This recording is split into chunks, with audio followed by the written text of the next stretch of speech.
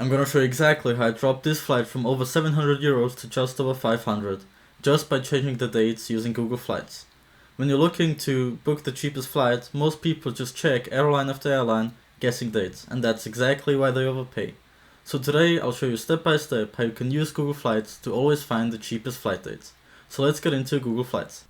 First I'll show you a couple overall tips that can help you save money on your flights and mistakes that could cost you money and your nerves. Then I'll show you how I was able to easily find this flight that is so much cheaper. Let's start out with tip number 1. If you're in a bigger country that has multiple airports, then add those multiple airports around you to the search. The one nearest to you might not always be the one that offers the cheapest flights. So if there's one that takes you, let's say, 30 minutes extra to get to, but you save tons of money on the flight, it's probably worth it. You can easily do this by just starting out by writing the nearest airport to you into the search, and then you already see this small plus icon here. You click on that and you add the next airport that isn't too far away from you. For me, for example, I live in Austria. Vienna is the nearest one, and the next one would be Bratislava in Slovakia. So I can just add that here, click on this tick, and now you see I've got both airports in here. And now I can type in any destination, whatever I want, and it's gonna show me results for both these departure airports.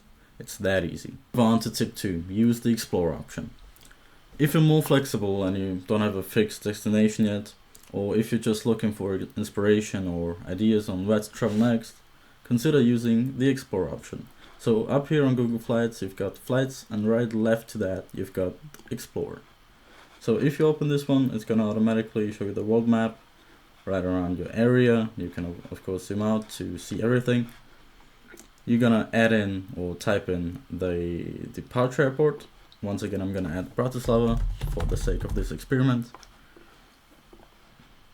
And the destination place you leave open or free, because you want to see everything that's available.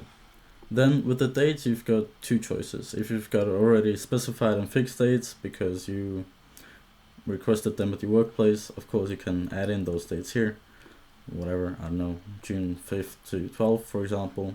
You add these in and bam, you can see all the options, all the flights that you can get on these dates with the prices. What you can also do, which is even better, if you're flexible in the dates, you can just click on flexible dates up here. And then you can choose either the next 6 months if you're really flexible, if it doesn't matter to you, or each month that you want to travel in. You can also choose between a weekend trip, a 1 and 2 week trips, so you can always find the cheapest flights for the travel period you want to travel in. You click done, for example, let's say a 2 week trip in May for me, and it shows me everything, everywhere I could travel within that travel period, and always shows me the cheapest flights. What you can also do actually, which I think is quite a new feature for Google Flights, is using AI right within Google Flights.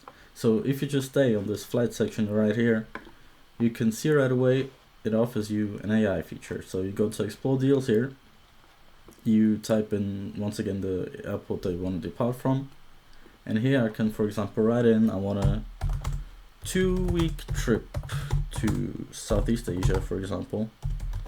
Southeast Asia during August 2026. Click enter, and it's gonna show you the cheapest flights within the time period for the area that you've typed in. This could be really helpful if you really want to save on the work, or if you're looking for inspiration and you just know a certain region that you want to go to or something like that. You see, AI can take over pretty much anything for you. So you can see that being flexible with the dates as well as with the destinations can be a huge money saver. By the way, I've made a short video on exactly that topic just 1 week ago, so feel free to watch it when you're done with this one. Now moving on to tip number 3, the last one before I show you how I found that cheap flight. Now the cheapest flight might not always be the best one, or even, after all, the cheapest one. Here's why. You might find a flight that is really cheap compared to the other ones, but then you see that the layover or the stop takes many hours. If you compare it to a flight with a layover of, let's say, just 1 or 2 hours, you're probably gonna get thirsty, so you'll have to buy either water or soft drinks for an outrageous price at the airport. And if you get hungry, which with a stop of multiple hours is reasonable to assume, you'll once again pay an extra 10, maybe 20 bucks, and all of this really adds up. Drinks, food, snacks, and don't forget you're waiting around at an airport for hours on end, which is super tiring. So if you find a flight that costs just a little more, it might be worth considering.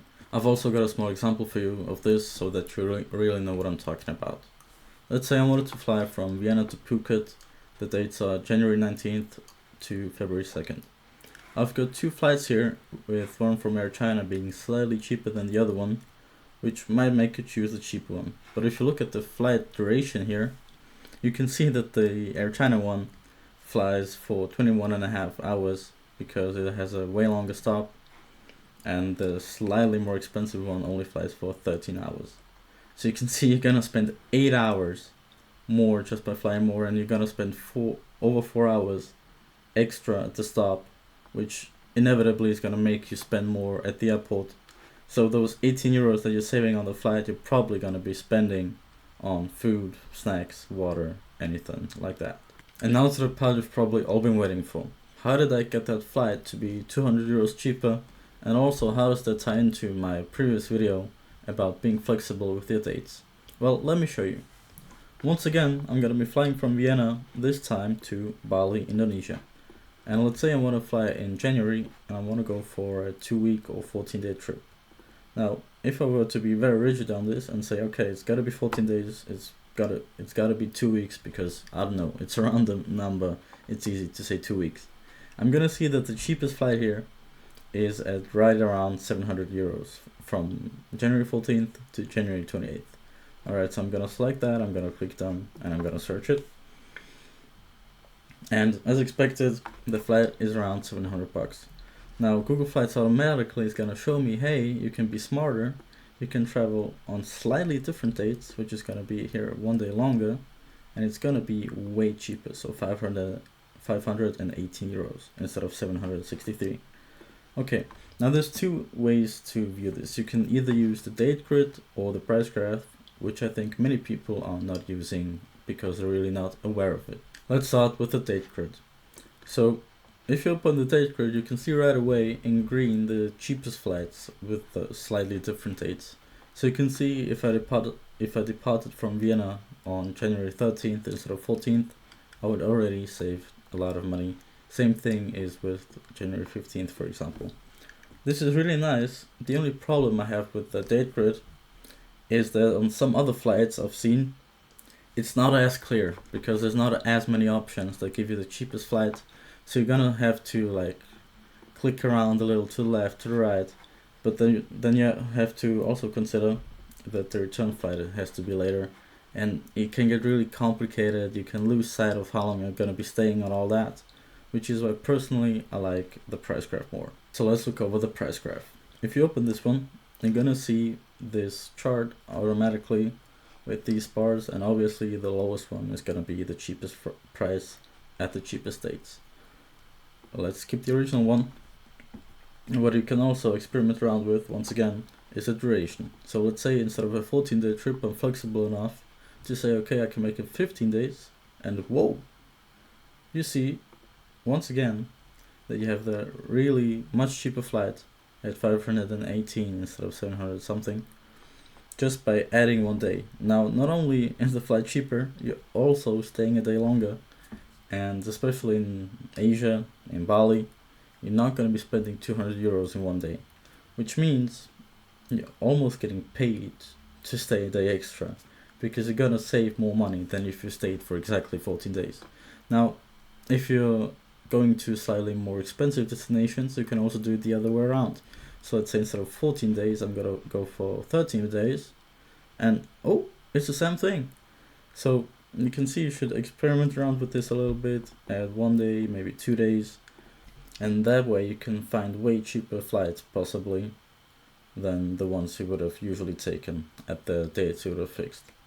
So once again, we can see that being flexible with your dates or even your destination can be really helpful and could save you potentially multiple hundreds of euros.